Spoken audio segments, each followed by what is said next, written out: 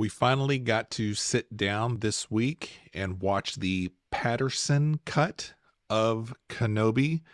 So this is a basically a fan edit of the Disney Plus series Kenobi, and it basically takes all, what is it, 8 or 10 episodes of Kenobi and condenses it down into basically a 2 hour movie.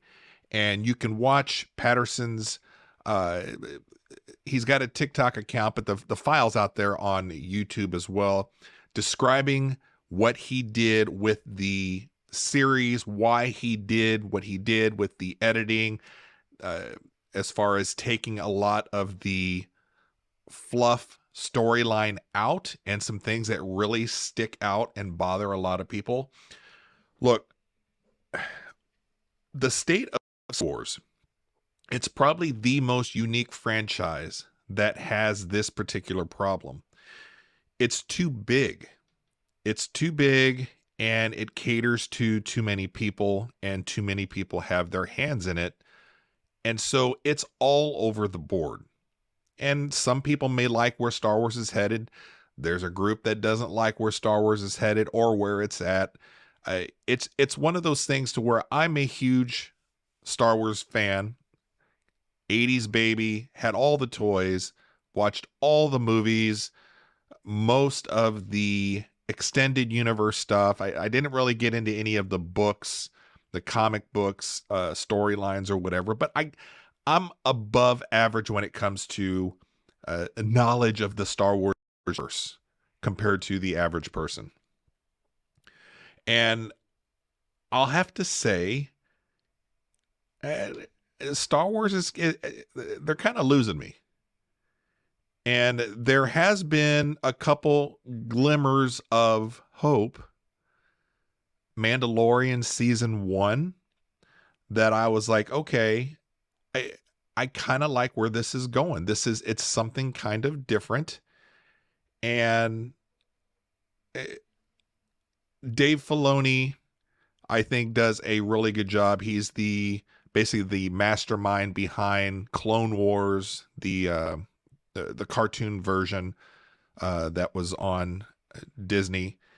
And I do think that he has his finger on the pulse enough to where I have confidence in him going forward, provided that the powers that be at Disney don't interfere as much as they usually do.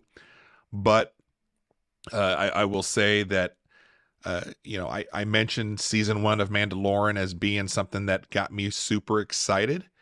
And then afterwards, the following seasons, and then you're looking into Boba Fett and uh, Kenobi. I just it's tough. It's tough for me to get excited for it anymore. I really don't look forward to any of the releases that come out. I'll still watch it out of interest, but I'm just like, yeah. The Patterson cut.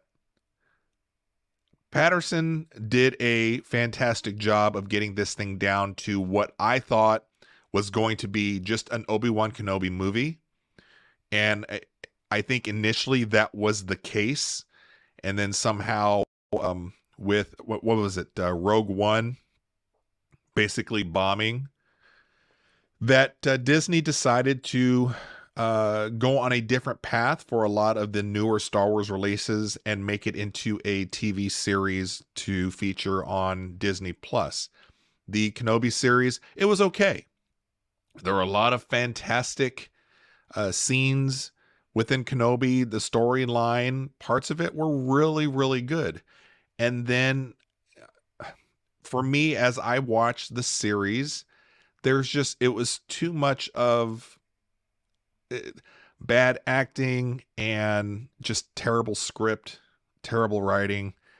And I don't know necessarily if this is just because it can't be because the writers are not good, and it can't be necessarily just because actors are not good.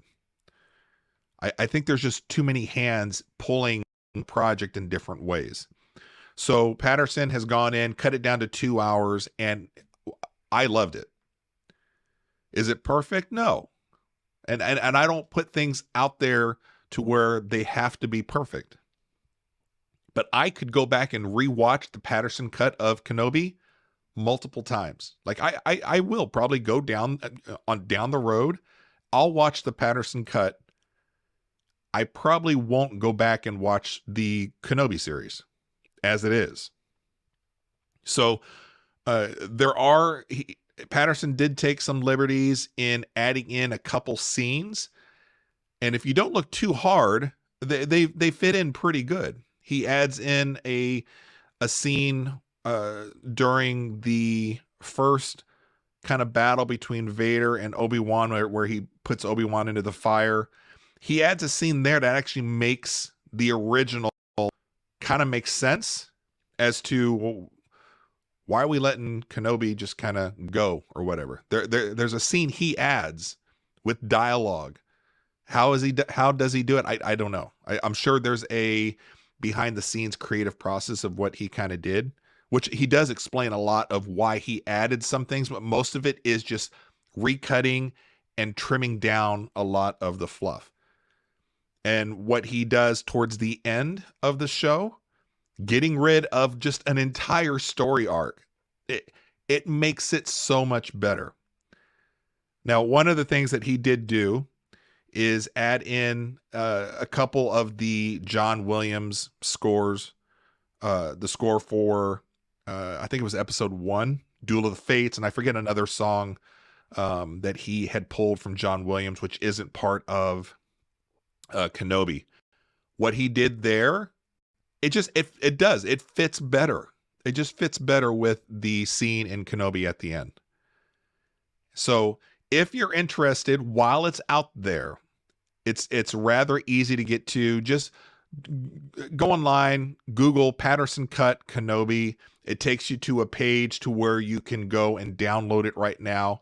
He does say that it's specifically for people that have a Disney Plus subscription, because he's not making money on this. He's very upfront and saying, look, this is just a kind of a super fan edit, but he wants to make sure he's trying to be as respectful as possible to the powers that be before it gets removed. And I can't imagine this staying out there too long. But if you're interested in watching Kenobi in a basically 2-hour movie with a lot of what I consider the terrible parts of the series, the show, cut out, go watch it and then come back and let me know what you think. I love it.